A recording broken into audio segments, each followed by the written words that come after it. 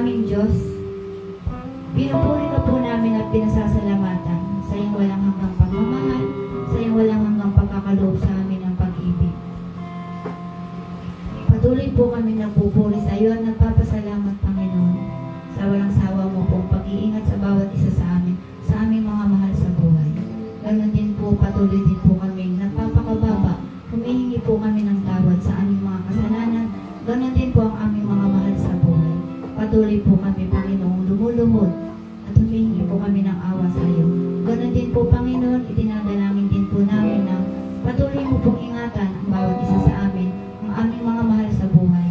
Patuloy mo po kami pagkalooban ng kaunawaan, karunungan at kaalaman, at makasumpong po kami, Panginoon, ng katubo ng kaalaman para sa iyo, Panginoon. Mula sa iyo, Panginoon, patuloy po kami, Panginoon, humihingi ng lakas na patuloy mo po kaming gabayan, patuloy mo po kaming dalhin, Panginoon, sa liwanag. At ganoon din po sa aming kongregasyon, patuloy mo po kami, Panginoon, samahan at upang ito po, Panginoon, ay maging tagumpay para sa iyo, Panginoon.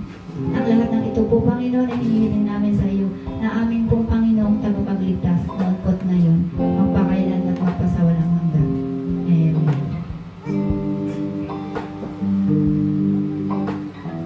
Amen.